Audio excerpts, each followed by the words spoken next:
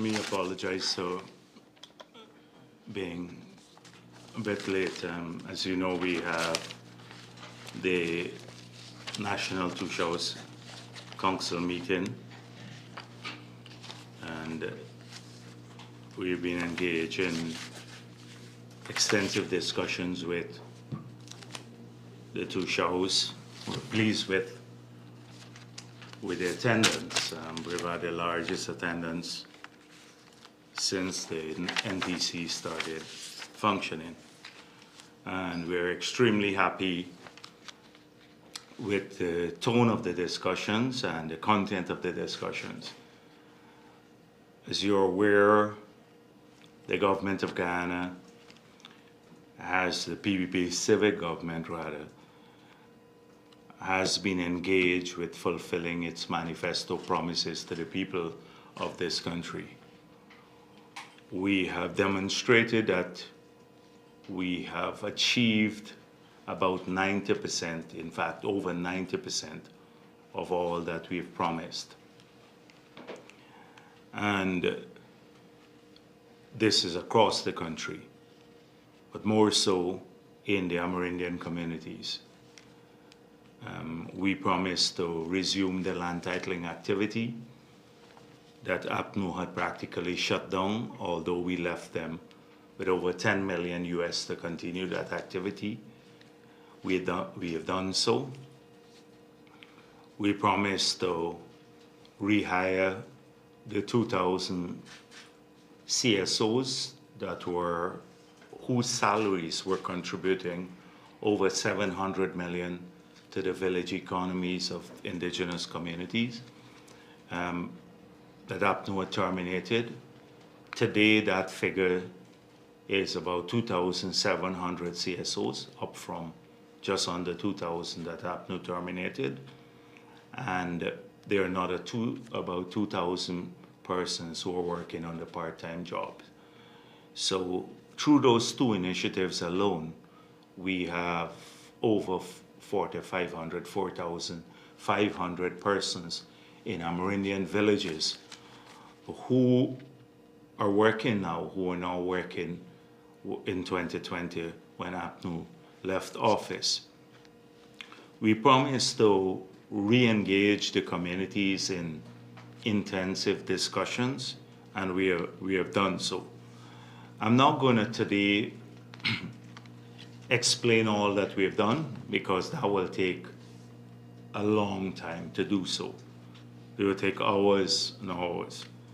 But just to give you an idea of some of the things we have done, the major things. For example, in this year's budget alone, we have close to $6 billion for roads in the hinterland, particularly roads connecting communities, like the Maruka-Kwebana Road, the Mabaruma to Wauna Road, and many also internal roads in many of the villages, like in Region 9 and the Maruka sub-district and the Mabaruma area. We probably have about 2 kilometers of concrete road in Mabaruma, which will cost, that's within the settlement itself, over 400 million this year. The same thing in Port Kaituma. We're just wrapped up a program to do roads in Anai, internal roads in Anai, Aishalton, all of these areas, similar to what we have done in Letem. So substantial investment in infrastructure. As you know, 4 of the 12 hospitals that we are planning to start this year will be in the 4 regions, 1, 7, 8, and 9. And that would be about 100 million US dollars, over $20 billion. We also have, in this year's budget alone, in excess of $5 billion to continue building school-related infrastructure in many of the Amerindian communities. At least 7 new schools would be designed or start the construction. We started some, but about 7 of them will start this year. That will allow a lot of the communities where they have congestion to have the children go to a place that is more comfortable. I'm just speaking about the hinterland communities because you have a parallel process happening on the coast, and normally we speak a lot about what's happening on the coast. The 30,000 solar panels that we ordered as soon as we got into office, but because of COVID being delayed, it started arriving for every household in the hinterland and riverine areas. But this is not just Amerindian households, for everyone who live in these areas. So, these are just some of the issues that we have addressed. Yesterday when I spoke, it was not yesterday, the day before yesterday, about the low carbon development strategy and the indigenous communities. We've seen a concerted attempt by the APA to block the funds, and I had to point out in my presentation that this is not something new, that in 2009 when we launched the first low carbon development strategy, and we had the agreement with Norway, that APNU, AFC, and the APA tried to block the funds coming to Guyana by writing Norway. You can go back, if you Google it, you will see that, the $250 million we earned. I pointed out the duplicity of that, in that the very people who sought to block the funds ended up being the biggest beneficiaries of it when they came into office in 2015, because they had resources and they took credit for a lot of the activities funded by the LCDS funds. For example, Cathy Hughes had this program for ICT, $17.1 million US from the LCDS funds earned by the government of Guyana at that time through the sale of forest carbon to Norway was dedicated to that activity. She took credit for it all across the hubs, but it was funded from that source. Granger took millions of dollars from the LCDS fund to pay consultants to create this green state strategy, which we promised to scrap and which we did as soon as we got into office because it was useless. And so it's not new. And the same things, the arguments they made in the early period about lack of consultation, etc., with the villages, all of that disappeared when they started using the funds. So we've seen a similar thing with the return to office, the expanded LCDS, the 2 years attempt, and not attempt, but the 2 years effort to get our forests certified by global standards, the Architecture for REDD+ transaction and the tree standard. And having succeeded with that, by getting our entire forest certified and then entering the market, having our forest carbon not only certified for bilateral purchases, but now being able to be traded in a compliance market, the CORSIA market, not a UNFCCC compliance market, because there's none of that for forest carbon, but the CORSIA market. Our carbon credit is eligible to be traded there, which is a major achievement for Guyana. No other country has had their forests being able certified to that level.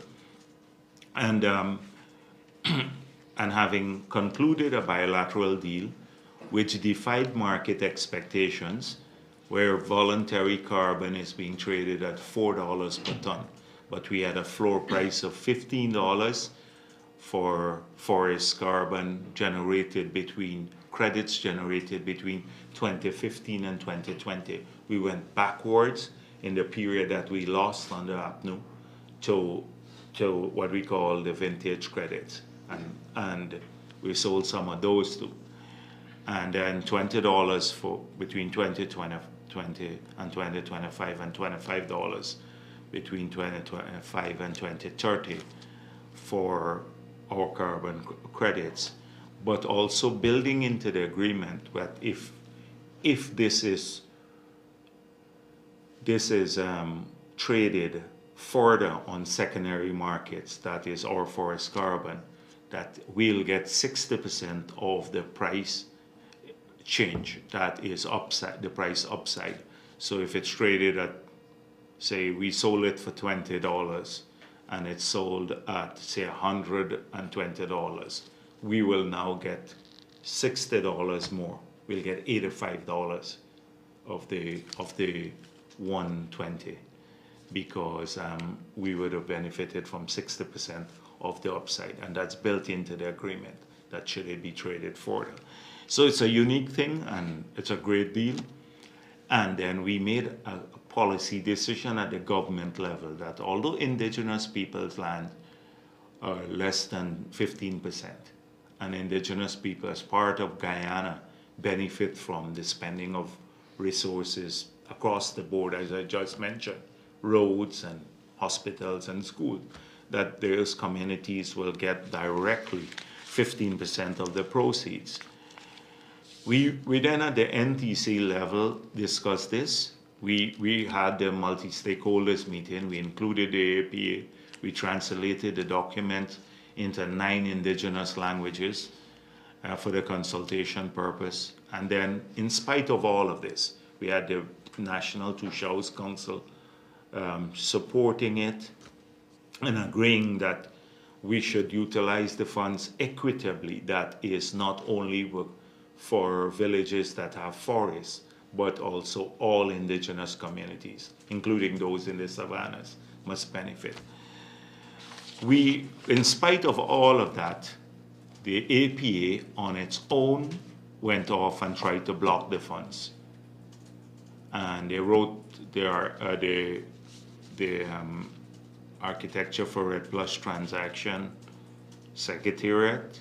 They asked, there was a review done, and the arguments made by APA were rejected, basically, because they were patently false. And they abrogated for themselves the responsibility of speaking on behalf of indigenous people, and claimed that the NTC, a forum of all elected leaders, did not have the right to speak for indigenous people. But you have a gathering of 242 villages where elected leaders were all represented, supporting the program. APA, it doesn't even have, we've traced how much funding they've received from abroad in the past 10 years. I'm told it's over $10 million US. Not a cent goes to the indigenous villages. But they were the sole, they have the right to speak. They're on behalf of the indigenous communities, and the National Two Show Council didn't have that right. Look at the newspapers, the arrogance of it in their letters to the newspaper, including Janet Bulkan, the sister of a former minister under APNO. She resides in Canada, but speaks about indigenous people and their rights and whether they should reject the funds and that we have done something illegal.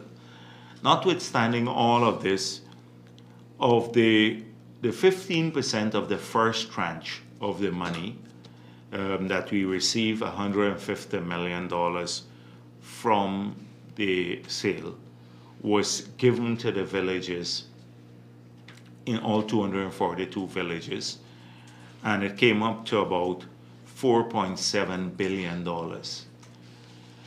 Now, a requirement to utilize the funds, or some requirements to utilize the funds and account for them, had to be observed by the villages. So first of all, they had to submit a village plan for the utilization of the money. They had to show submit along with the plan the minutes of the meeting that they had in the village to discuss the plan. They had to show the signing sheet for the people who attended the meeting. And they had to demonstrate that 2/3 of the village supported the plan. So, and then they had to sign an opt-in letter. So, in spite of the APA saying the villagers don't take the money, etc., 238 of the 242 villages have submitted all of these documents. And they've already benefited from the resources. We've had 2.6 billion of the 4.7 drawn down already, and we anticipate by the end of the year, most of it would be expended. So this, if you listen to the two shows, you will hear about how transformative these funds have been in their communities, apart from the support that they've received directly from the government through tractors and all of that sort of thing, the direct support. But these funds alone have made a huge impact in these villages. And it would be, I hope that there'd be a public, maybe, or the presentations by the two shows will be made public when they spoke about these funds and how the funds have been helping. Next year, these communities will get another 2.6 because we'd receive $87 million. And this next year would be the lowest year. And then this will go up to 2030. So every year they will get these funds. But this is only for 30%. So potentially, if we extrapolate, these communities could receive over 10 years, if we were to sell the forest carbon at the same price that we did in the Hess deal, they would receive over $400 million US. They would receive in a 10-year period, which is a lot of money, and more than. In fact, they've said that this 1 year, under the funds they receive, more funding that their entire villages receive on the APNU in 5 years. That is through all of their programs. So they've seen a massive increase in the regular government programs, and then on top of this all here. So I thought we'd be given credit for converting what would have been a liability to Guyana, the Green State Strategy, because under the Green State Strategy, we had to fund our activities. There was no means of earning resources. And it focused a lot on what I call the surface issues, planting trees, painting buildings green, nonsense, pure nonsense. We have converted that into an asset, our forest and its ability to extract carbon. Actually, that's not even the case, because what we're doing now, we're getting paid for avoided deforestation. I'm trying not to get too technical, but there is a whole range of other credits that we are working on now, which is categorized separately, and we're trying to create a market for that called removals. So first of all, we're being paid for this concept called avoided deforestation. That is good practice, and we've generated the credits through that engagement. And we're working now, we're going to submit our reference level soon to the UN to look. We every year conservatively estimated our trees remove about 154 million tons of CO2 equivalent from the atmosphere. And so we are trying to create a market for that. If we can, we could possibly raise another maybe $3 billion. This could become a $5 billion US sector. Now, when you look at it, the size of that, the magnitude of this is a huge sum of money for Guyana. And so we're working on that now, but that's for the future. So we're busy looking at looking at the reference levels in our submission to the UN, etc. So I thought this would have been a thing that everyone would support. The APA had to go and rain on the parade, because that's what they often do. They just sit here in Georgetown. Now, they've been lying to many of the communities. One, Tu Shao, I think he's a member of the APA. There's a few of them there. And it's interesting in their presentation what they raised, because one said that we don't speak the language. APA helps us to our people, a lot of them, help us to translate. And I have a hard time signing an agreement like this, because the villages are told that I'm signing on to a debt and they will have to repay it later. So that the money that they receive, the grant basically under the LCDS, they're told it's a debt. And if your Tu Shao signs on to this, you would have to pay. So the Tu Shao was scared. He's saying, I don't want to sign this thing, because am I signing a debt that I have to repay, or my village would have to repay in the future? That's the lie, the scaremongering that they pursue there. But clearly, they're not working in the best interest of indigenous people, working for themselves. Now, we have heard over the past week, we've seen a lot of issues on the sugar workers. And I see a number of reports on a strike taking place. So someone sent me this morning, I think the Minister of Agriculture, what Ramjatan has been saying, and they sent me some photos of a protest yesterday. We were not here at the office of the president, of Ramjatan and a crooked individual called Derek Basdeo with him, who was from the AFC. He was one of the people trying to hit Sharon Das in the parliament. He was not a member of parliament, but sat there in the gallery. They showing up with the protesters and claiming they wanted to see the president. So he sent me something, and then apparently Ramjatan was on one of the programs, and he said the following things. That one, the government is refusing to meet 349 workers. I didn't see 349 workers come here. So that we are reluctant to talk to sugar workers. Now, this is Ramjatan saying this. And then he said that this may largely be because many of them are black sugar workers, and that there's an ethnic pattern in the government. Now, everybody knows Ramjatan has to sing for his supper. But by saying this, I started thinking that he is claiming, and so let me tell you all that he said on the program before I get into that. So he said, and there's a direct quote, the PPP on top of that loaded them, the sugar workers, with an extra 250 million compensation package.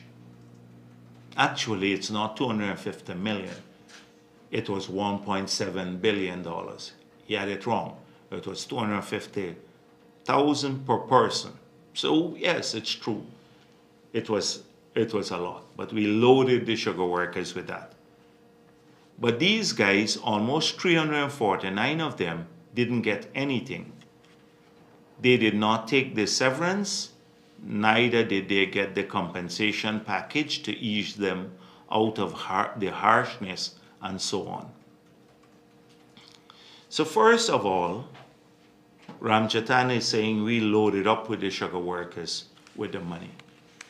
Now, if you go to the Hansards of the parliament, every attempt to help sugar and sugar workers has been opposed by the APNU AFC coalition, and they have opposed any funding to sustain the industry.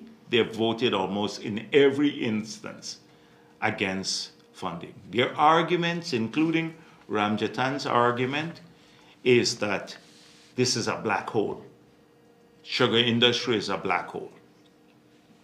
Now, having the duplicity of it all coming from a Ramjatan, who argued in the past for the closure of many estates, who justified laying off 7,000 sugar workers by calling it, they were not terminating, they were right-sizing the industry. But we know the plan. They closed some estates, and then they told the managers no capital investment in the other estates. So eventually, all of the estates would have been closed. It was as transparent as daylight. And they were the ones who promised in 2015 no closure. They said PPP was lying to the sugar workers. They closed the work industry, sent home many estates, sent home several thousand workers, so they can't be believed.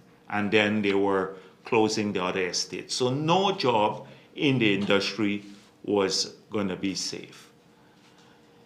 The second thing is that they sold out the assets at Wales. We don't need to go back there to the scrap iron, give away the land, and more sold out or leased out all of the housing assets to people close to APNU.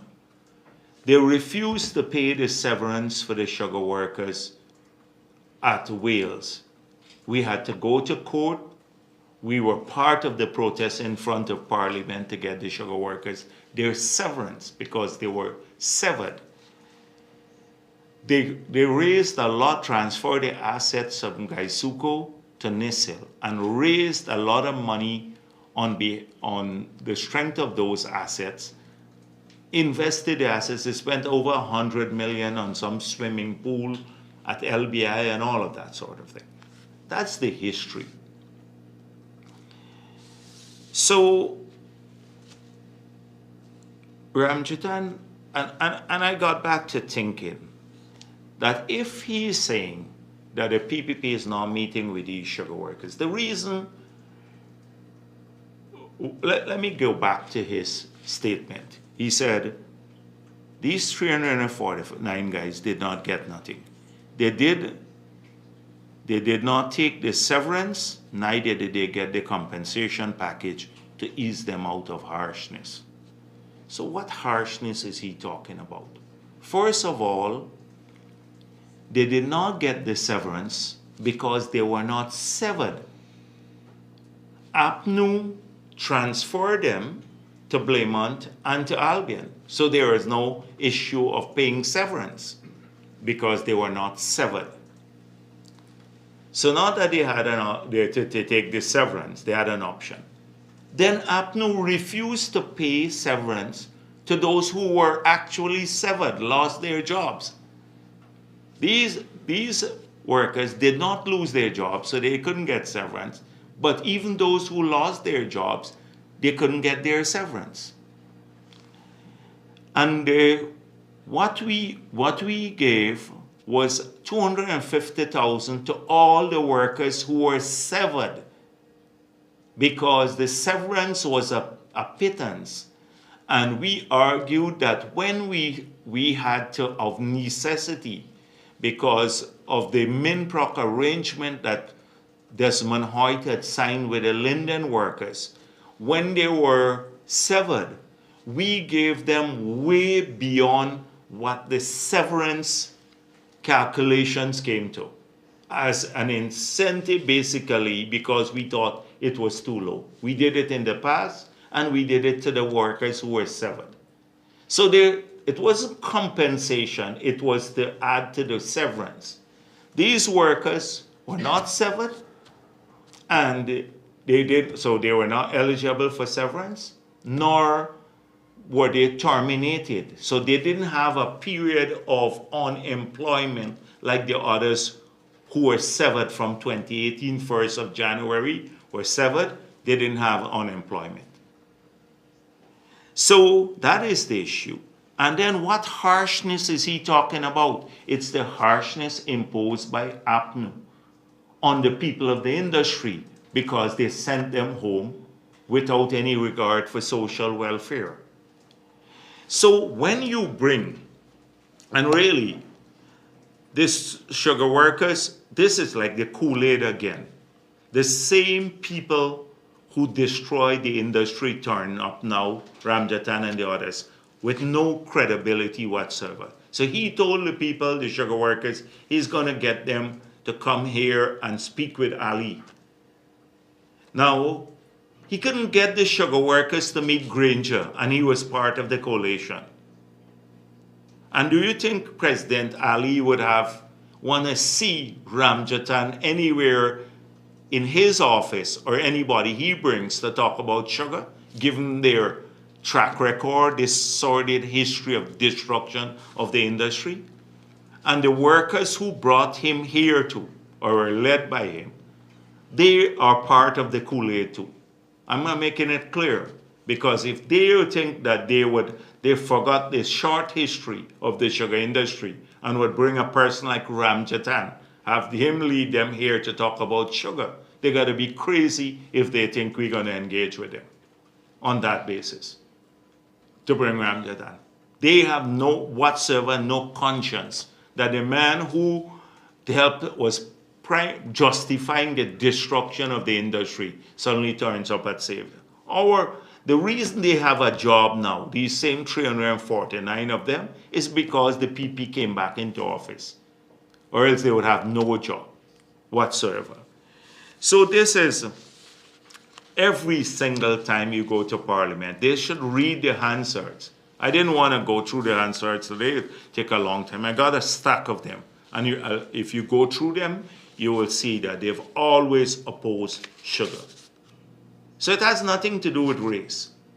It has absolutely, and if he's talking about race, is it that APNU handpicked only the Afro-Guyanese and transferred them and then terminated the Indians? Because that's what he's saying, the people who were transferred were Afro-Guyanese.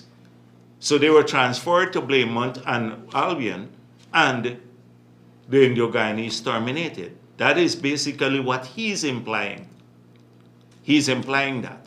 So who is racist? Who is racist? Ramjatan has not an ounce of credibility, and then he will come to the office of the president, want to bring the sugar workers and promise them that. The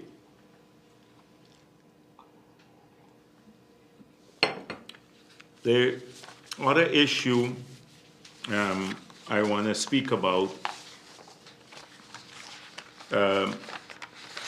would be maybe before I go on to that, and earlier today. By the way, I see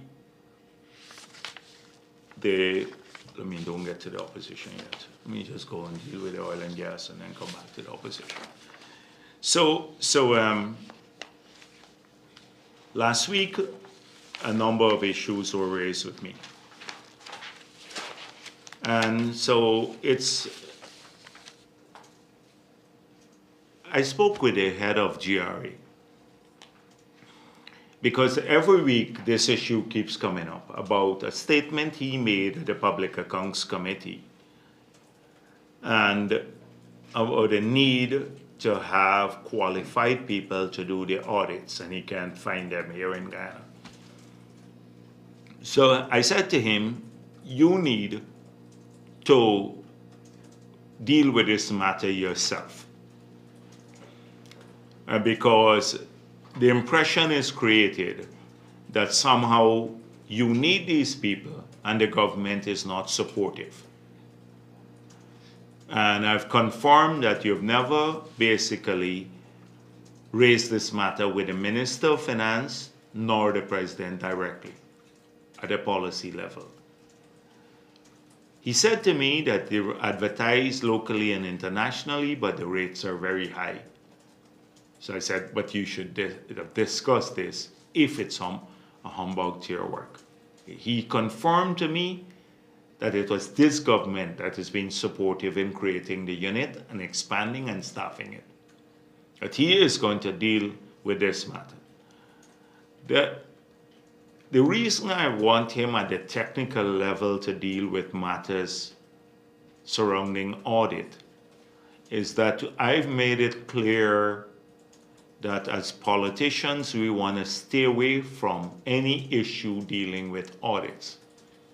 Often we're concerned about the timeline that they take. We want to see local content in the audit, but we don't want to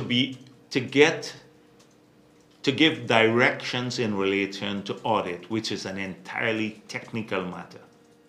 Because it would seem, if we intervene, it would seem we are favoring one party or another. And this is not how audits are done. And so that is why he should deal with it purely from a technical perspective. And our position remains the same. In relation to the Orinduke block that you asked me about last week, Iman, I've confirmed from the ministry. So I met with the ministry and with the GGMC too. So I've been asking them now to deal with all of these issues. So they need to now host a separate press conference to deal with a number of the issues surrounding the contract management as they relate to the prospecting licenses, all the outstanding ones, and the production license outstanding. The Orinduke issue, we have in principle agreed that the approval will be given for Tolo to sell its shares to ECO and to exit that block. In relation to Kanaku block, so a letter I gather came in, which many people are not aware of in the sector, came in since May of this year. And that letter sought not to relinquish, as many thought, but to request a renewal of the block, to get a new prospecting license. I can confirm that it was 10 years, the 10 years had expired. So in May, effectively the property was back with the government of Guyana. So the government of Guyana has had discussions with them this week that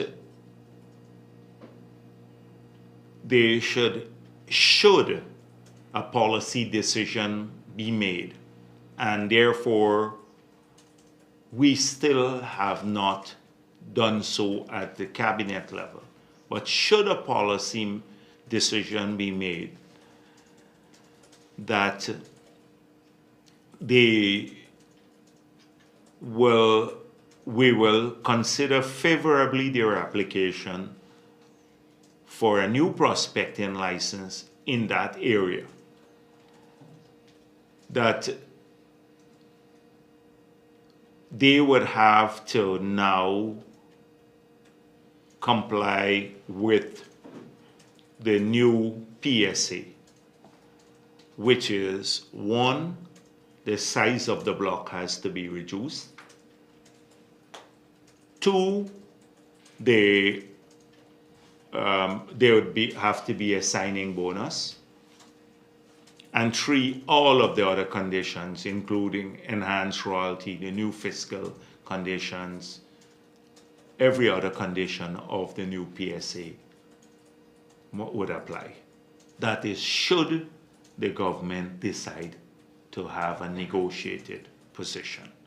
But given that what I've done in the past, I've always given you the variables that are available before the policymakers when we make decisions. So I told you about on the approach to the refinery, we're looking at two options, and here too, there's a counter argument that if we go on the negotiated route, and of course, if that you decide to award or to renegotiate, not to renegotiate, to renew the prospecting license, they'd also have to have a very aggressive development plan, because that's part of the competition, to have an aggressive development plan. That is exploration plan. They claim that they had already invested about $500 million in the block, 3 wells in the block. They have 3D seismic for the entire block. So just to say to Glenlal that if they don't get back this block, the $500 million US dollars expended here because they've not moved on to production, they lost every cent of it.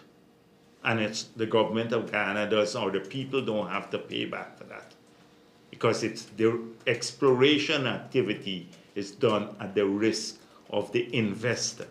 So they invested, we can verify the numbers, that's their figure, but they invested a substantial sum of money, and if they don't move forward to production, they lose all of it. So it's risky business too.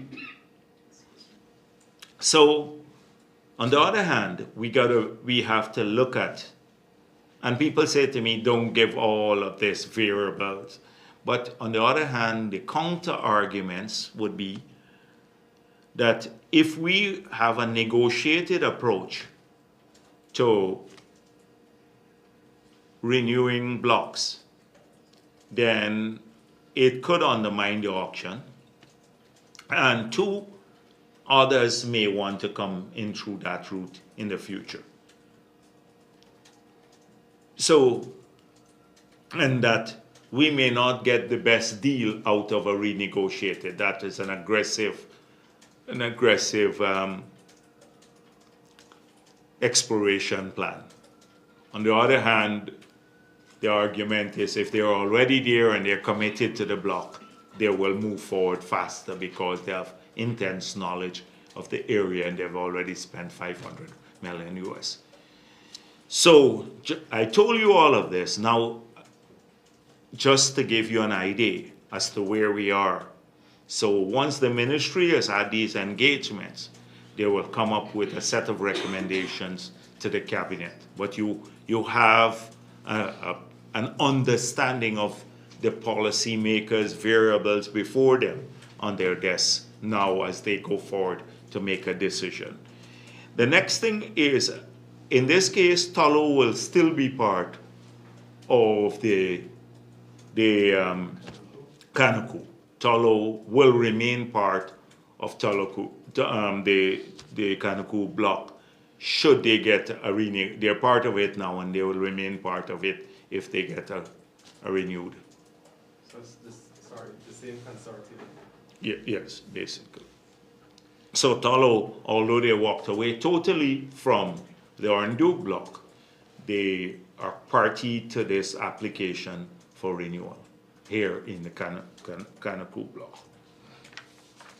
So those are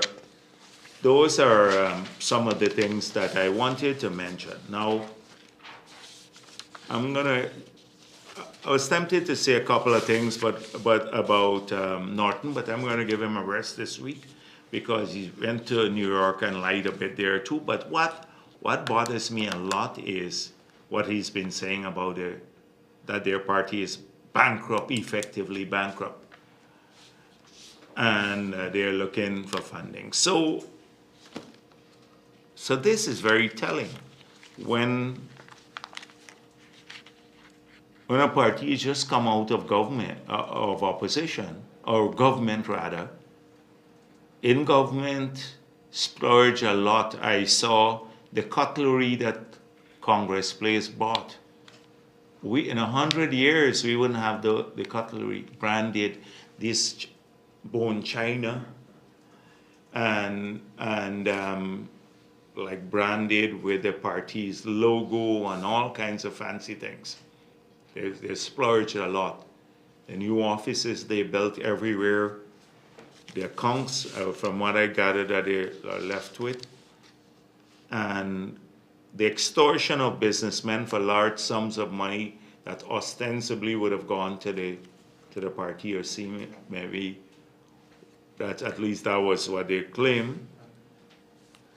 And now today, you can't critique your phone calls in my press conference.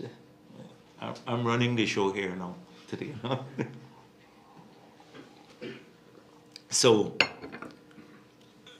this is their position. I find it very strange. And for someone, he has not had the healthiest of tenure. He's been accused of, in fact, in the outreaches that the others seem to be doing, Amanza Walton making a vie for the leadership, cooking some food in some part of the country. I see some images and sharing out food. They're using all sorts of things. Roysdale Ford and another one going to say Norton is a bad man, fetching away all the party's money and all of that. And then Norton with a blank check matter himself. It doesn't engender a lot of confidence of people to give them money. So he's saying he doesn't want donation from big people, but a lot of the big people were extorted. And those even close to the APNU were extorted in the 5 years.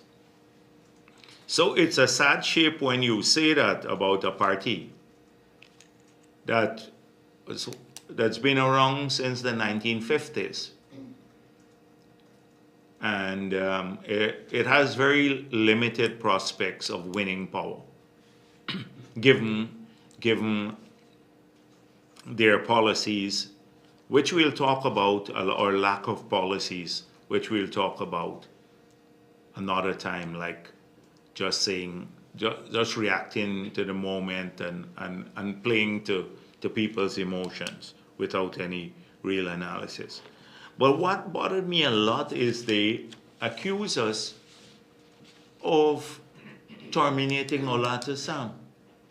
This is somehow, I can't even believe that people would believe something like this. So I had to download like a story from 2016 by Demerara Waves. It says, Olata Sam still reporting for work as Chief Education Officer despite announcement.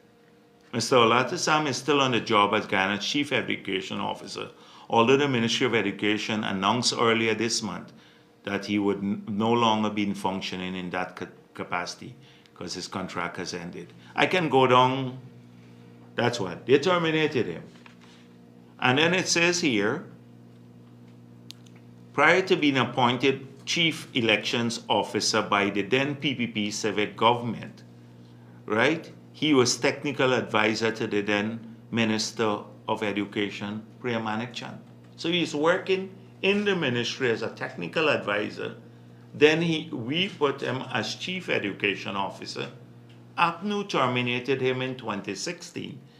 And in September 2020, he was rehired as an education specialist. He lost his job in 2016 and got it back in 2020. And they say now, I've seen this on social media and other places or sent to me, how could you all have done this to Olatasan? And people believe this. In general, when I look at the string of comments following the post, literally hundreds of people.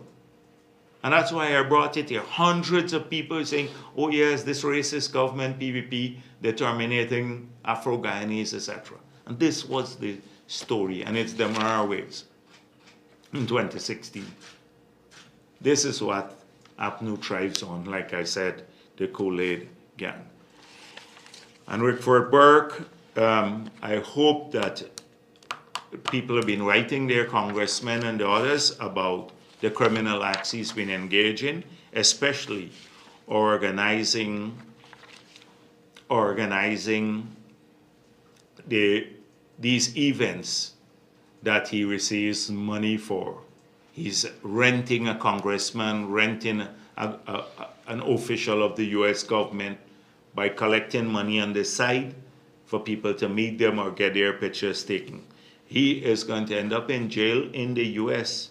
Here he's wanted already, but in the US for these things. And unfortunately, it dragged down a lot of the people who are associated with him.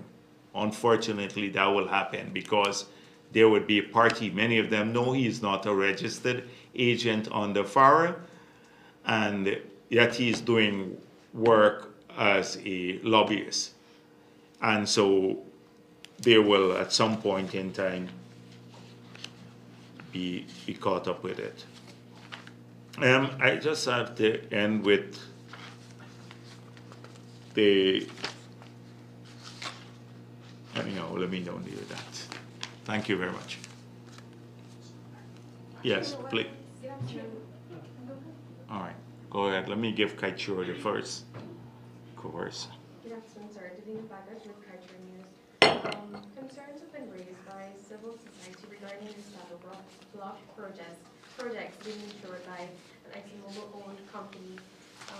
Do you believe those concerns are legitimate? And can you say for the record if government is comfortable with this arrangement? You asked that question last year, and I responded. I'm not senile unless the reporters are senile. We were asked in the context of the audit about this related company, and do you recall this? You don't recall it? I will get the clip and I will send it to you and I'll post it, because if you don't recall that, and I think you were at the press conference, you need to make better notes about what you asked, or Kaichur News asked. In the context of the audit, this came up. And one of the questions was whether the insurance was with a related company, and we spoke about this, and it's related. But that whether the premium paid, they had an industry specialist look at the premium that was paid, and whether that premium was higher than industry standard. And it was found to be within industry standard. So that question came up in the past, and it was dealt with. That was what was asked of me. And the specialists look at it is in the context of the audit. Now, separately, we were asked about local content. And I also explained that local content, there's some aspects of the insurance that would come to locals, and some aspects that will be held abroad. Because if the brokerage fee and the premium is higher than by passing it through a local broker, is higher than the premium that is currently being paid, then it comes out of cost oil and it reduces our share of profits. So I even answered that separately. So that's why I keep saying that the Starbucks Kaichur News has a set of issues, And every week it's not new. It's circular. It goes around, you ask the same question, and you get the same answers, because that's our position. Next question. I still didn't get clearly from you. No. Then the next question. Next question. Okay, sir.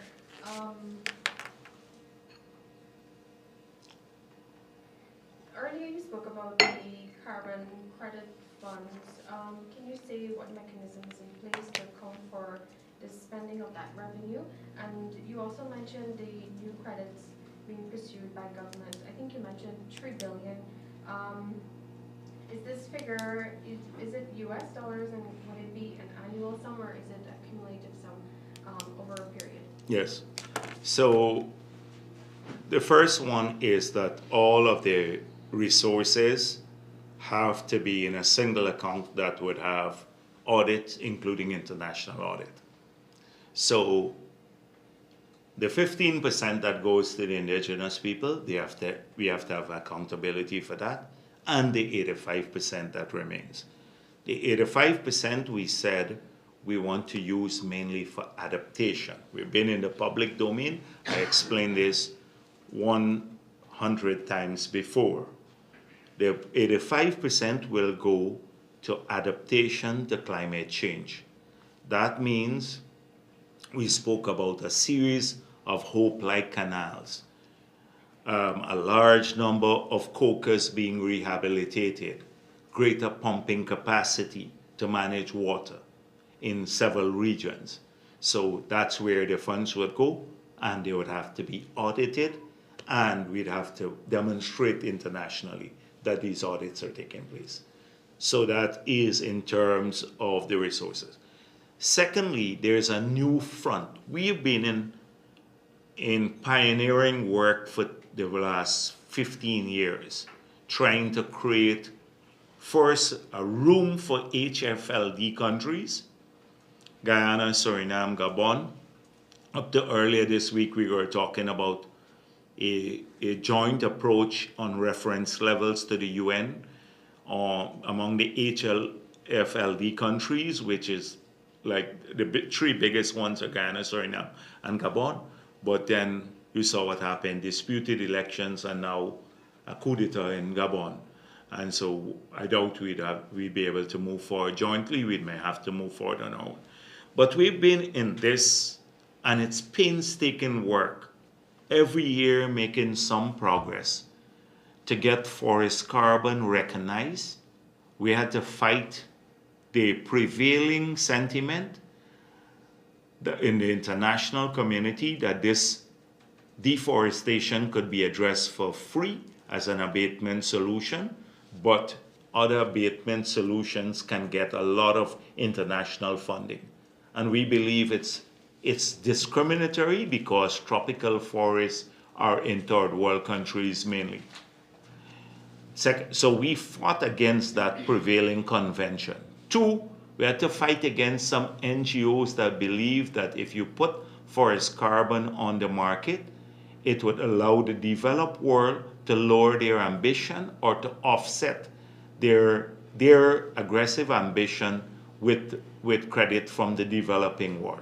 And that single-handedly, plus this other view about whether there is permanence to forest carbon and whether it's measurable, those have, until now, have worked against us in the formal UNFCCC arrangement, worked against us having forest carbon being used as an offset in compliance market.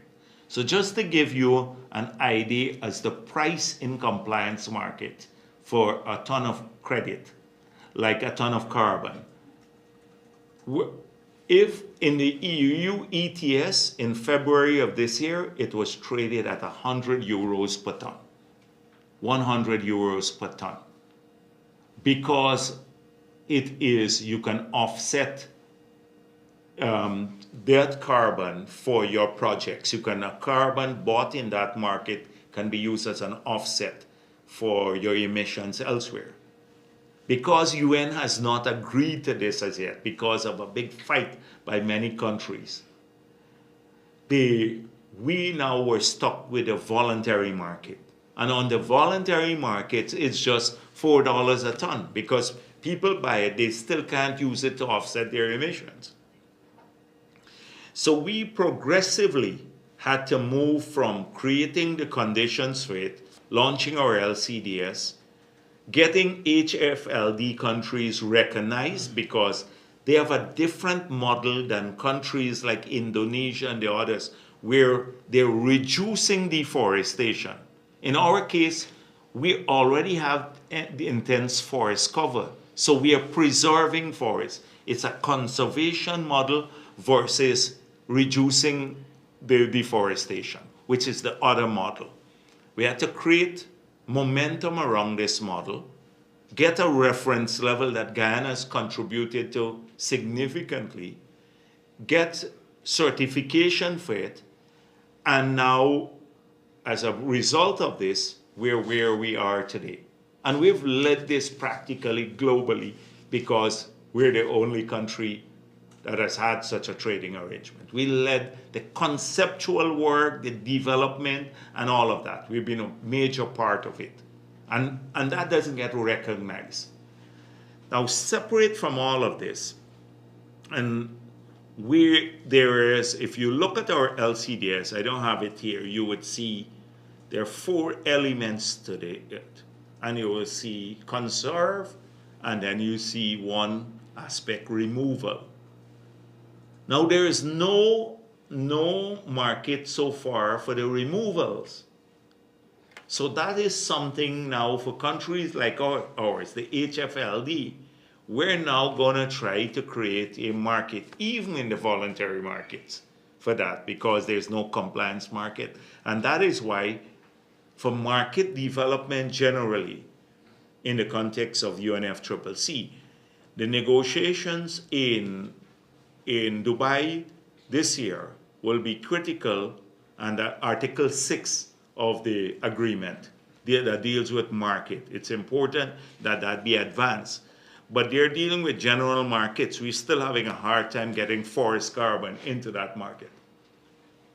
So we have to, first of all, we estimate conservatively our removal to be 154 million tons per annum. And so if you sold that into a market that is a compliance market, it would raise large sums of money. Currently priced at the EU price, it would raise not 3 billion US, maybe 40, 50 billion US dollars. But we are realistic. And so we think that over time. So it's not going to happen tomorrow. That's why I'm saying it's a new set of conceptual work and arguments, new reference levels, demonstrated that they also, the removals may have an impact on carbon.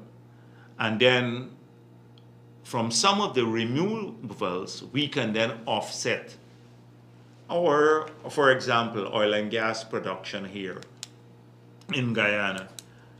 With us producing 1.6 billion barrels per day, we will probably use between 16 to 20 million tons of that. So we can offset our own emissions and still be carbon neutral. But that's conceptual work down the road, and it's US dollars I'm speaking about. So don't think it's going to happen tomorrow. We're intensely involved in discussions globally and here working at the technical level to get this sort of thing done.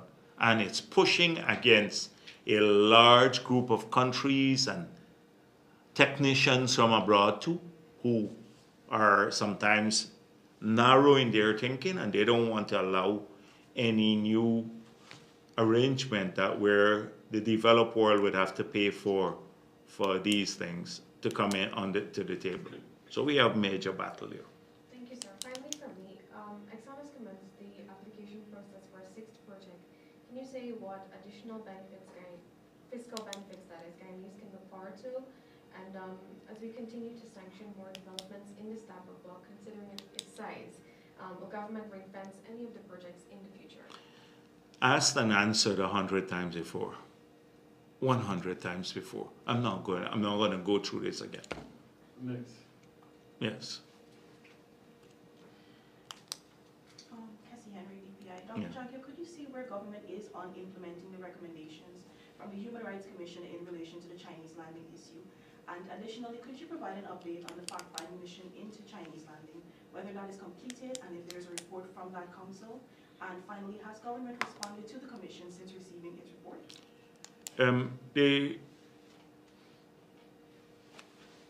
As to where we are at this exact moment, I know the investigations have not been completed. I know we had an initial engagement with the commission to say that we intend to fully comply. I know that the report is not completed as yet, but I know also that we have taken steps, strong steps, to address the identified issues that we were written about. And so I had a private discussion with the Tu Shao from Chinese landing. And then at the NTC itself, an issue came up because a lot of the villagers from the village now are saying they don't agree with his action. So you have a lot of confusion. And I said we didn't want to get caught up at the NTC with internal village conflict between different parties in the villages. Seems as though some people from the village support Wayne Vera. Some others believe that the Tu Shao and others have monopolized mining. You have another group that strongly believes that supports the Tu Shao. So you have different groups, different positions. We're trying to stay away from those village issues. I explained to him and at the NTC that this matter that went to the commission had nothing to do with, or had very little to do with Vera. Because it seems as though the argument being made now is that they only wanted action taken against Vera. But that matter was already adjudicated in the highest court, which is comparable to for Guyana, is comparable to the commission. It seems as though that the matter that went before the commission was that, one, that the impact of mining in the area is causing pollution, that the miners are harassing people and causing a whole range of social problems, including threatening them. And so, the Vera matter, we stood on the side of the village all along, throughout it, but the CCJ ruled against us. So that's a separate matter. So to cure the breach, there's only one way you can do that. Since the source of this claim that of pollution and harassment is mining, then the government of Guyana took these steps to shut down the mining activities there. And therefore there can be no pollution, continuing breach, and there'll be no harassment because there'll be no miners there. Now, I spoke with GGMC and they said they found 9 operations, private illegal operations there. All of that was shut down. So it seems as though now what the Tu Shao is saying, and a group close to him, is that allow only us to mine, but shut down the others.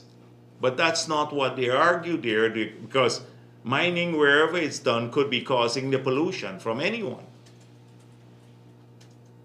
So that's where we are now. That we have cured the breach, what went before the commission, and now we have to find out. That's why the investigations were there, whether the claims made before the Human Rights Commission, whether those were accurate or not. And that's where the report, when it's submitted, would give us the findings of the report, which has not been concluded as yet, as far as I know. But we have cured the source of the problem, which is the mining. And therefore, this is what our approach to this. So I had to explain to the two shows about this matter, because a lot of false information went to them. You know, no doubt a number of people been spreading this. Yes. Good afternoon, Trina Williams Yeah, from sure. Guyana Chronicle. During a press conference last week, Ramjatan said that while he was serving as Minister of Public Security, he issued 39 firearm licenses in 2020 without the board's approval. He claimed that they were scared to meet because of COVID. Can you comment on this? If you ask me about Ramjatan and gun licenses, they're much, much more than we need. If you do a proper investigative report, then you would find out what really happened. And Ramjatan likes to present himself as above it all, but there were lots of problems there, lots of corruption. Actually, there was a figure attached to particular types of weapon. How much you had to pay individuals closely associated with the AFC to get these licenses. And even to get a security license as a security company, people had to pay large sums of money to them. So Ramjatan gave, just before they left, after he had confessed that the PPP won the elections, and then later, although recorded, he later said he didn't say that. This is how dishonest he is. He was caught saying goodbye to his staff, thank you very much, the PPP won the elections, and then he later said he didn't say that. And we had the recording of it, and it was played. That's the person we're dealing with. A lot of those licenses were issued. It would be interesting to ask him the names of the 39 people, and then you would see whether they went through a proper process. I know some of them, and they are very close to the AFC. Some of the people who got licenses. But if you dig into that, you would see a massive cesspool of corruption, the licenses, in his period. Dr. Jagdeo, good afternoon. Good afternoon. I'm Dave from Star Reviews. Could you possibly say at this point if you said that you had discussions with the GRA head in relation to the complement of the audit? Could you possibly say if this has anything to do with the cost recovery audit for Exxon's 2017 report? No, the cost recovery audit was done by a separate company. The cost recovery audit was done by a separate company. IHS Markit did the first one, and I explained last week about where they are, but I said that the ministry and the GRA will speak more to that issue. And then the second one was done by a consortium of Guyanese that we insisted, and a foreign company together. So those were completed, and they are completed within a relatively short period. And then they were sent to the GRA. I know they have had a look at it. I can't say exactly if that's part of the delay, but it could be some of the delays there. But I explained that probably the longest period in concluding these audits of this nature is that if you identify large sums, and large sums you saw, Stabrook reported this, were reported in the 4 categories. The one category where the expenditure they didn't agree with was small. The one where they didn't provide enough documentation was the largest category of disagreement. And therefore, sent that iterative process between the parties to get the document. They say, what else you need? And then they would send that over. And then our side would say, that's still not enough. The iterative process takes some time. So when Stacia addresses this matter, he should do so in greater detail. And let him tell you what are some of the considerations there. But as I said before, whilst we want to get this done, we don't want to compromise the standards and the diligence because of pushing people to conclude it speedily. Because if you push for a speedy conclusion, they may miss certain things. Dr. Jagdeo, Yes. critic for TVN. A growing number of Guyanese are becoming frustrated. I've received messages through comments, messages through WhatsApp, as it relates to 3 concerns that are frustrating Guyanese. Kaicho news, very depressing. The hot sun, and now your press conferences that are playing into Kaicho news narratives. A number of depressing states. People want to know about roads, people want to know about cost of living. When are you going to get back on track with the government's work as it relates to what the government is doing for Guyanese? Okay.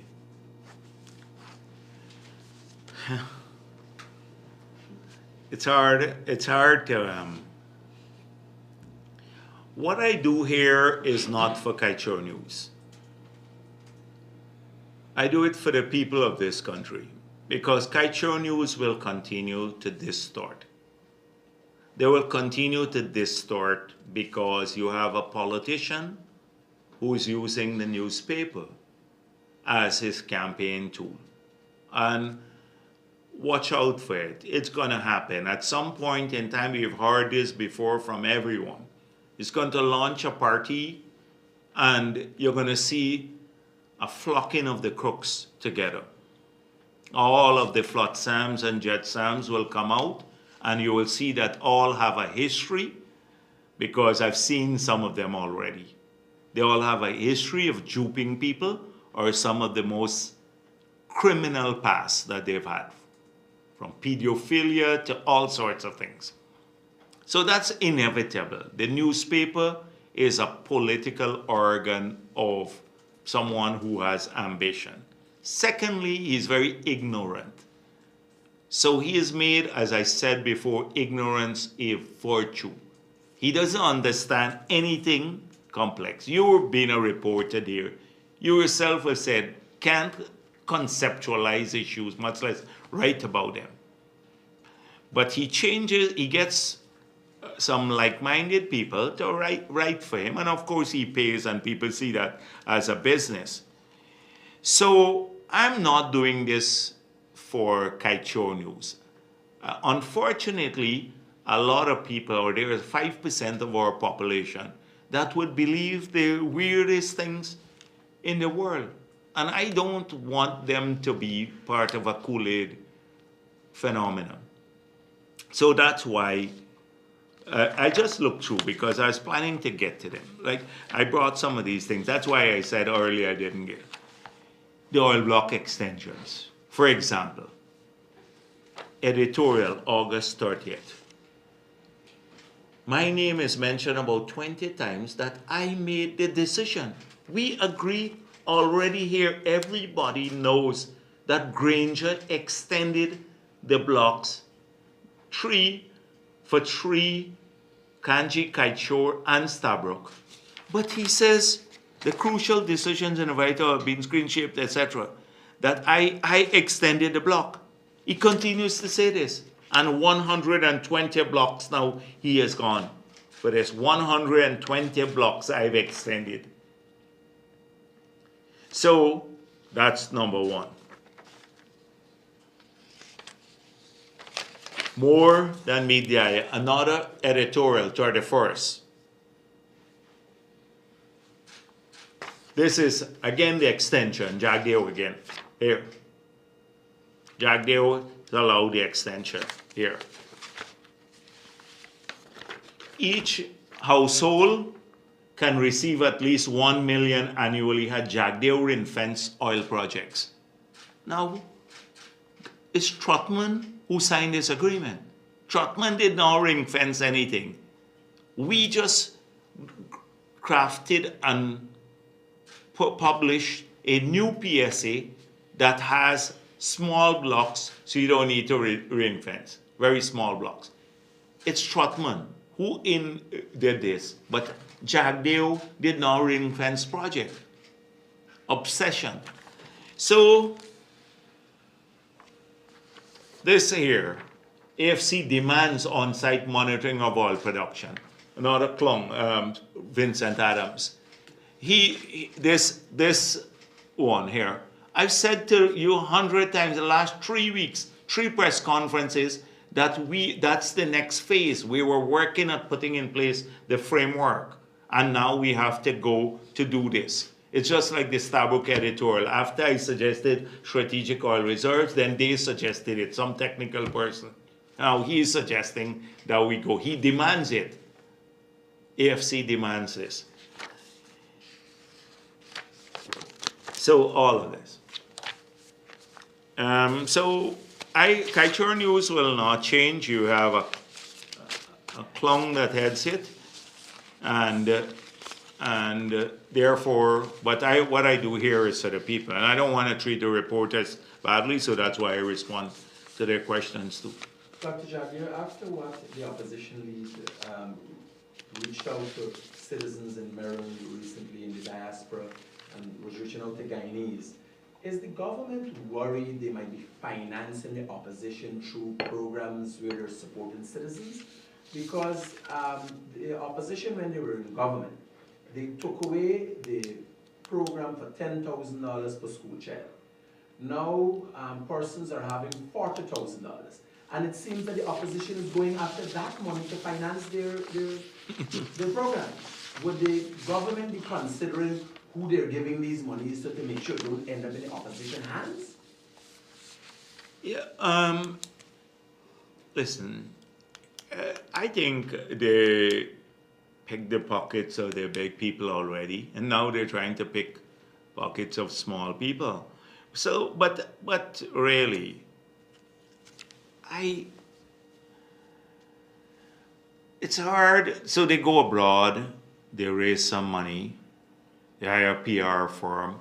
They probably get a company to pay for the PR firm that they would make promises to. We've seen that they make lots of promises to. And they, in the period, people don't realize that some of the Trinidadian companies that came here, that the leadership of APNU was hosting several activities over there and were getting large sums of money from these companies. That's why they did not want to pass the local content law. APNU opposed it. We were fighting for this local content law from opposition. Today, 1,500 Guyanese companies have benefited from this. Over 400 million US the oil companies have to spend here. Some people, thousands of people were employed now in the sector because of that law, which forces the oil companies to procure goods and services from Guyanese. So had we not done that, they would have gone on their old merry way. But they opposed it because their donors were opposed to it. And that is, they would sell out national interests for any reason. Norton goes off to North America. He is facing intense challenges. But if he raises $100 million, trust me, it's not coming back to the PNC. It's not coming back to the PNC. So giving money to APNU is like it's a waste of time because it never gets done a thing for the party activities. Imagine they can't hold a general council meeting because they don't have $2.4 million to convene a general council meeting. How bad can you get? It's either he is saying this for sympathy among people, I know, because the underdog sometimes get some sympathy, oh, they don't have money, it's an unfair advantage, or really it's shocking to me. So whatever he says in Maryland or Queens, New York, etc., they can't stand. He talks about the racism there, about the local government elections reflected a massive loss for the PPP. That's what he's been telling people abroad. I have the transcript of it. A massive loss for the PPP, that the 18 million signing bonus, that the PPP knew about this money. I look at what he said abroad. Today I didn't want to respond to all of what Norton has been saying, but the lies have become part of their daily arsenal. And they're trying to reposition themselves as being pro-people. They're not. They demonstrated it several times.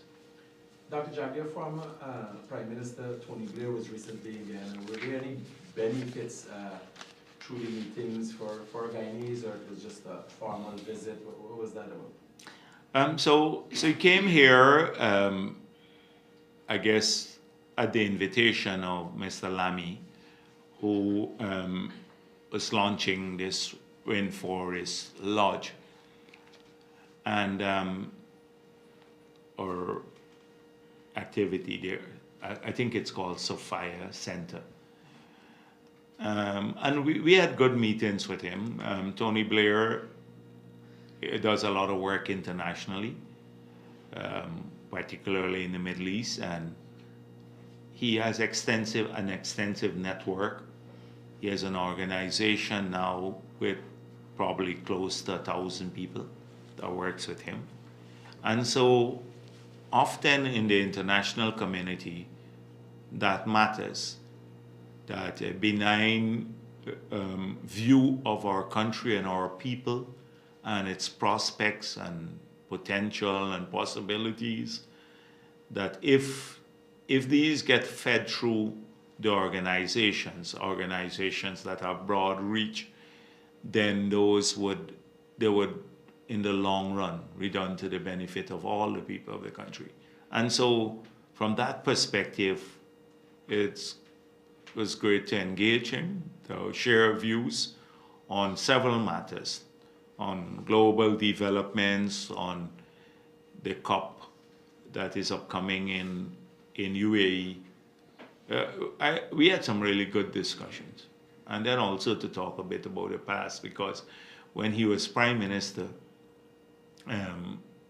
we had some engagements. Actually, it was the first person I wrote to about, this was in 2006 or 2007, about the LCDS and our forests. And then I met with Gordon Brown, who was his successor, and then Prime Minister Stoltenberg. That's how we got it going, the first LCDS. But in that period when he was there, we had a number of engagements at the Commonwealth. So, and even on the debt relief, I pointed out to him that I was Minister of Finance when we had the Jubilee 2000 march in the UK. And it was Middle England coming out to protest about the debt burden and to write off the debts for developing countries. So I spoke in the cathedral in Birmingham, and there was a person called Anne Pettifor who was heading the movement. So he was hosting the G8 meeting at that time in the UK. And then because it became such a big issue, he sent and met with us. I was only government rep at that time, and with the NGO. And from there, it went on to the multilateral debt relief, became part of the agenda. It got mentioned in the G8 brief, and then subsequently, the IFIs pursued it, because prior to that, you only had debt relief through the Paris Club arrangement, which was a bilateral arrangement. The multilateral institutions never gave debt relief because they said it would create a situation of moral hazard, and therefore they didn't do it. So it's good to catch up on those days and how we've managed to get again Guyana fashion something. I just need to say this because debt relief, when it came out first by the IFIs, was for the criterion that they were using was the burden on the external account, the balance of payment. So they were looking at debt service to export ratio. Our debt service to export ratio was not that bad. It was bad, but wasn't the worst in the world. So we were not going to be eligible. And then, so we argued, and we got Kenneth Clark, who was the chancellor at that time in the UK, and Paul Martin, who was Minister of Finance, who subsequently became the Prime Minister of Canada. I met with them there in Bermuda at a Commonwealth Finance Ministers Conference, and they assisted with France through Ivory Coast. And we managed to change the multilateral criteria for according debt relief, because in our case, the burden on the fiscal was unbelievable. We were using scheduled debt service was more than 100% of revenue, the worst in the world. Yet we were not going to qualify. And then the multilaterals changed from that, just the burden on the external, to burden on the fiscal. And that is how we qualified and for debt relief under that. A very interesting period for our development. A lot of these stories don't get told because they were part of our journey from bankruptcy to probably the fastest growing economy in the world today, from a bankrupt country to where we are today. But a lot of side stories about what took place behind the scenes never get told, about how tough it was to fashion even international arrangements to assist our countries. So those were interesting discussions, because he was their prime minister at that time when some of it took place. Yeah. Yes. Can you say if the government has made a decision to reissue proposals for the Amalia Falls hydropower project?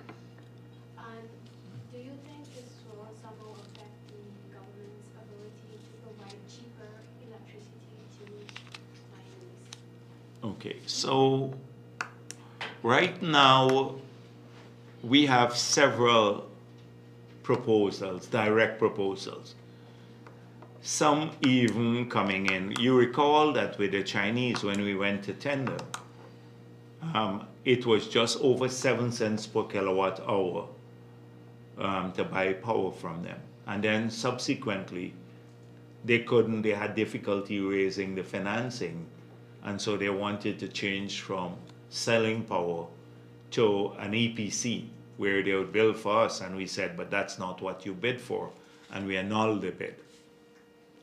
So we have subsequently had offers around the same magnitude, about 7 cents per kilowatt hour, from bilateral sources.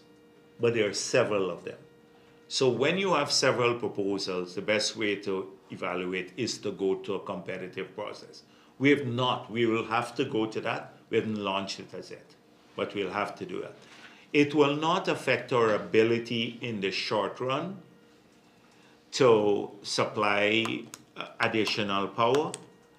So Amila Falls would have brought in about 160 megawatts of power. That is when APNU killed that, they were supposed to replace it with 160 megawatts from some other source. They did not. And so that is why we even have to revise our NDC, because they said 100% renewable by 2025 with zero project to accomplish it.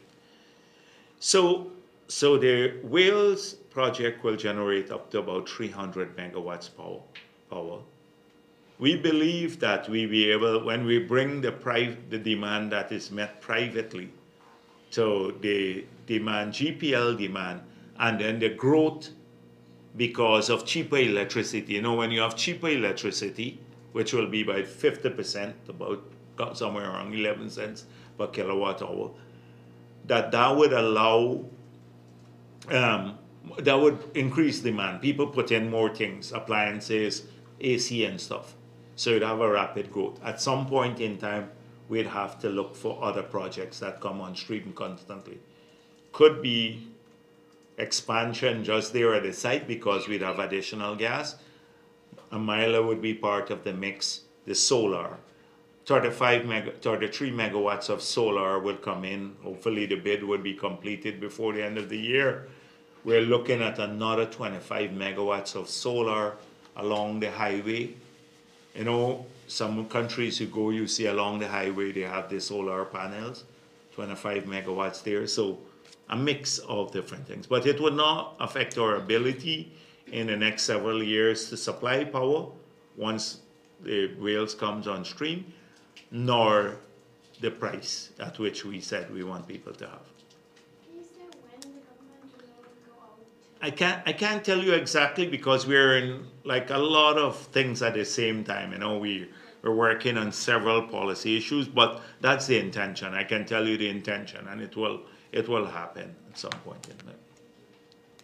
Good afternoon, Vice President Kim King. Well, now, on the question, on the matter of the audits of costs at BHARRAT, could you give an idea of what is like the scale of difference between the market rates for auditors that you say are so high compared to what is being paid to Doctor, that's what I said. You're taking me right back to something that I want Stacia to address, because the whole controversy is come out because of a statement he made. And so, as I said before, he will address this. I spoke with him about addressing it directly.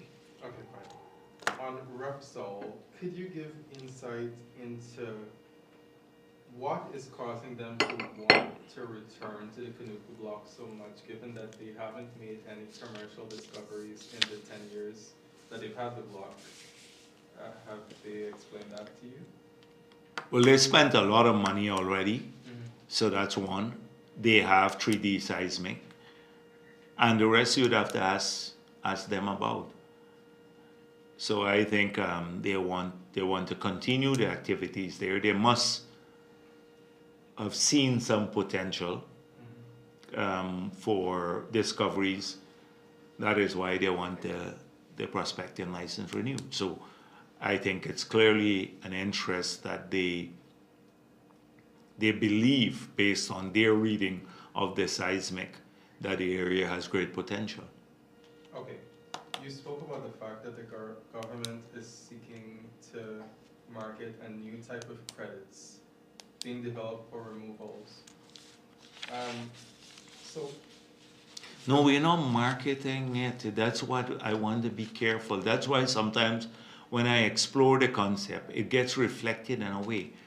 I said we have to create the conditions conceptually, globally.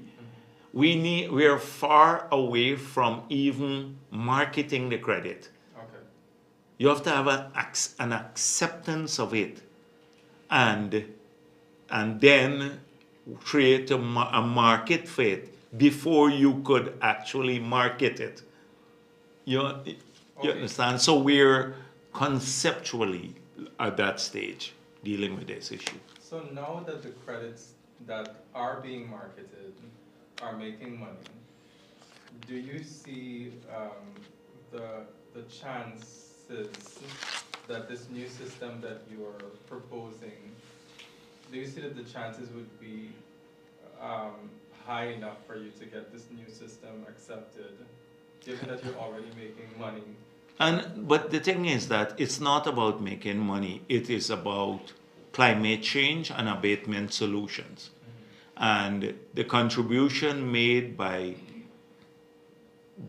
every source to mitigation efforts and abatement solutions must be recognized equally and paid for by the global community. They're paying for other abatement solutions already.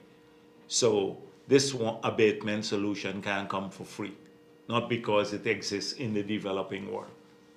Okay, finally, have you also had discussions on the matter of the R&D block with ECHO that's supposed to take over the majority stake? Because they plan to explore and they also plan to farm out once Tullow leaves. Have you recently had talks with them on that matter? Well, the thing is that they've agreed they would have to complete the plan that was put to us. So all the requirements of the original agreement, I think it expires in 2026, they would have to comply with the work program. So what is happening is not a changing of the work program, it's just changing of the ownership of the block. What I really wanted to know is if you perhaps had an idea of who they wanted to bring in. That is premature. Right now, there is one thing before us, that is to approve the transfer of the ownership or the sales of the shares from Tullow to ECO. Okay. Just two questions. Yeah, sure. Good afternoon, Dr. Jagdeo, Piano Culture News. Sir, we've seen the experience of possible abuse of exemptions granted in the oil and gas sector, and with the scale at which the sector is moving, can you say how the government plans to counter future attempts in this regard? And secondly, with regard to the relinquishment, I know the Ministry of Natural Resources would have said that the one-year extension did not apply to Kanji and Kaijor. So based on the provisions of the contracts, Exxon would have had to relinquish portions from these two blocks. Can you see where, and this should have happened last year actually, can you see where government is on that? So first of all, on the exemptions. Now, GRA polices exemptions. So GRA should aggressively ensure that the exemptions are used only for the dedicated purposes. That's GRA's job, to police exemptions, to see that people are not abusing this. We've had cases, and including from reputable companies that have abused this. You recall with the recycling of the gas, fuel, and one company had to pay in excess of $3 billion, a recognized company now that is a big company, a company that's located here. So this is GRA has to police those exemptions. And I'm told, the discussion I've had with Sisha, because he said to me, on the regular GRA, I have adequate staff. In fact, I may have even too much. It was the petroleum unit that he had the problem with, but not so much on the GRA regular staff that looks at exemptions and customs and the other stuff. So he should have the capability now in-house to look at this aggressively, every contract, and to make sure that there are systems in place. So on the Kanji block, so far, let me make it clear. I've asked the ministry, have you written formally to notify that there is no extension for Kanji and Kaichor? The answer is no. So I saw the headline in the Kaichor news that that has been done. They have not formally. The Stabroek block was extended, what they told me, on the basis of what I mentioned to you. Granger's extension, Granger extended it, and then there was justification. I mentioned some key elements of it last week. They were supposed to have 6 drill ships operating offshore, only managed to procure 4. They had to consolidate operation on 3 for a while because of COVID. So it affected an original plan. I heard that there was no similar justification for Kanji and Kaichor, but they have not formally concluded that matter. And I just want to be clear about this. They have not formally concluded that as yet. I suspect if there is no justification, it didn't affect any program, then that's clear. On Kanji, there was a relinquishment. The Kanji, there was a relinquishment in 2022 of about 1,292 square kilometers. My information is that, yeah, it was 6,100 square kilometers, and now it's 4,808.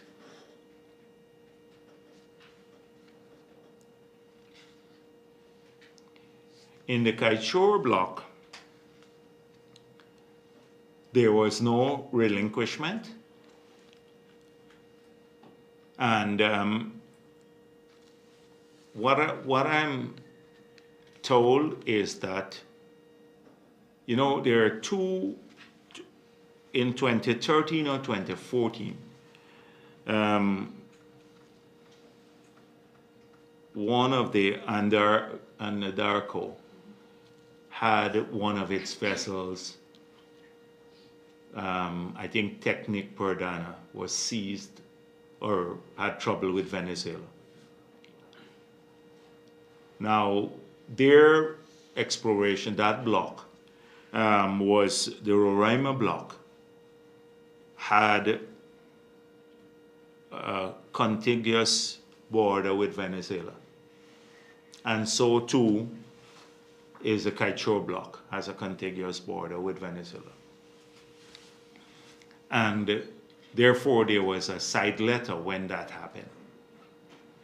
There was a side letter to deal with careful exploration in that area until those matters could be resolved. So it has implications for our border issue. I don't want to say more about it. But because of what happened with the Roraima block and the seizure of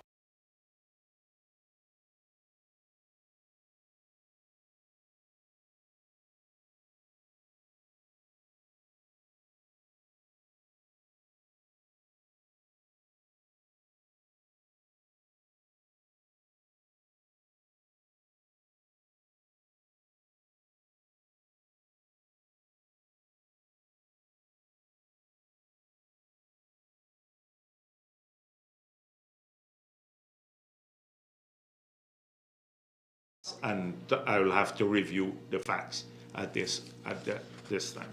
So that's for these 2, Kaichor, and then Kanji actually did relinquish. Could I get clarity on that for a second? I'm not dealing with anything more on the border. Kanji. Yes, right, Kanji. you said there was a relinquishment in 2022 of 1,200 and something. This is my information from the ministry, yeah. And that is relinquishment from the original 6 to 100. Yeah. It was in 2015 that the contract was granted, and so the first phase would have expired in 2019. Mm-hmm. And so that would have been the first relinquishment of the 1,200 something due in 2019. So this is, I'm just telling you, this is my information today that I got from them, from the technical people. Okay. And so there was a relinquishment. Now on Starbrook, I see a lot of talk, but if you look at, you trace Starbrook, 1999, it's a 10 years prospecting license, so you should have relinquished sometime in 2009. But then they had this force majeure, and so then they went to, I think it's 2007 that they resumed operation. But what happened, so if it's 2007, it should be 2017, 2018, that the agreement signed by Trotman reset the whole clock. And people don't deal with that. This Starbrook Kiteshore News don't pay no attention to that. That how Trotman reset the whole clock. They're worried about, they're misrepresenting that Jagdeo extended, but we didn't extend. But how Trotman extended the entire block basically by resetting the agreement when you signed in 2016, everything, new periods. So it's something that people don't like. Of course, they have no interest in doing that because Trotman is the new guru for Glen Lal now. Good afternoon, sir. Rihanna Ramsey, Kiteshore News. Yeah. I have three questions. The first one is, given that Guyana is already struggling to audit the expenses of oil companies, OGGN has proposed a new model agreement that would help allow for Guyana. Don't waste my time with the OGGN. They're a group of waste. I don't want to even deal with that. New model agreement, I'm not even listening to them. They're a set of people who are not technically capable and gripers from history. OGGN doesn't exist in my frame of thoughts. Let's move on to the next question. We've dealt with that. We just have a new PSA now. Okay, we're not paying attention to OGGN. No, OGGN, nothing. They don't figure in my scheme of things. They're just like the Glen Lal. The same Janet Bulkan is part of this. She's become a specialist on everything. Everything to block development. She wants to block the funds going to the Amerindians. She wants to block climate funds. Now she wants to block oil and gas funds. These people make a business out of this sort of thing and sit abroad. More than half of them, 90% of them live abroad, wasting our time. Move on. All right, my next question is in relation to your reservations about releasing the expenses incurred in the Starbrook. Don't you think that citizens have a right to know what their oil money is being used on? They sent you, they didn't send the other one last week to ask me the silly questions. What's the other reporter? Like, it seems as though every week they pick you up. We dealt with that issue too. Move on. Okay, that's it. Yeah, okay. Every week is the same thing, and they send different reporters. Glenn, I'll give you all this talking point. Yeah. Right. Thank you. Thank you very much.